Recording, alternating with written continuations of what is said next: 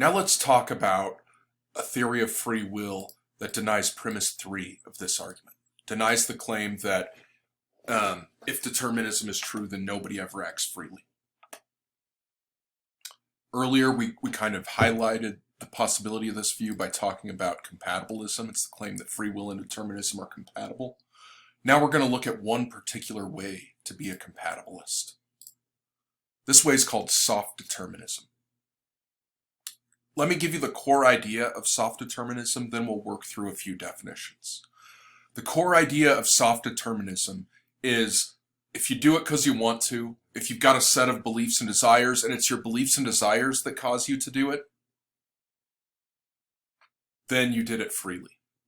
It doesn't matter whether you could have done otherwise. So this kind of theory plays up the idea that to be free, you've got to be the source of your action. It comes from your beliefs and desires. And it plays down the idea that to be free, you've got to be able to do otherwise. And so here's some definitions. Definition D1, an event E is a volition. That's just saying that E is an act of willing, choosing, or intending to do some act. So you will, choose, or intend something. That's a volition. Definition D2 says E is a standard volition, just in case E is a volition and E is caused by the beliefs and desires of the agent.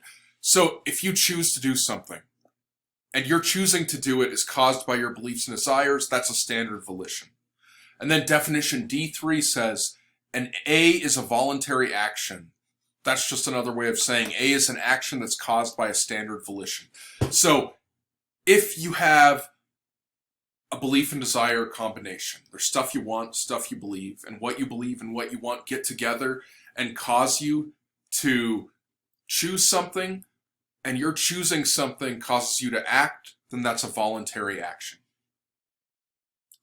A typical form of soft determinism, there's different forms of soft determinism, but a typical form of soft determinism is going to consist of these 4 claims. Claim A, every event has a cause. That's the principle of universal causation. Claim B, there are some voluntary actions, or free actions. That's what's free according to this theory. Claim C, people are morally responsible for their own voluntary actions as well as the consequences of those actions. So if you do a voluntary action, it's free, you're morally responsible for that action as well as the consequences. And then claim D, whenever a person performs a voluntary action and is responsible for that action, she was caused to perform that action and couldn't have done anything else instead. So let me illustrate how this theory is supposed to work with an act diagram. Imagine that Bob wants money, and he thinks he can get it by robbing the convenience store. Let's just call that BD.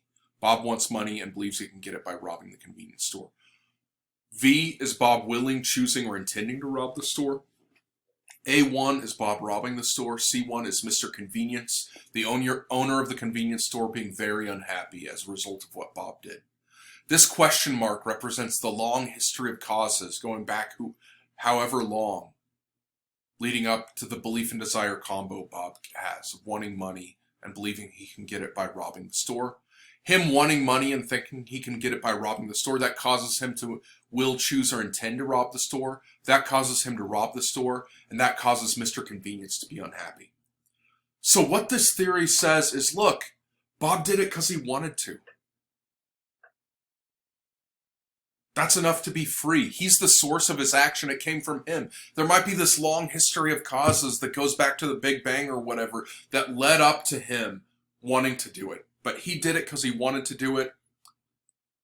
That's enough for freedom. And that is soft determinism.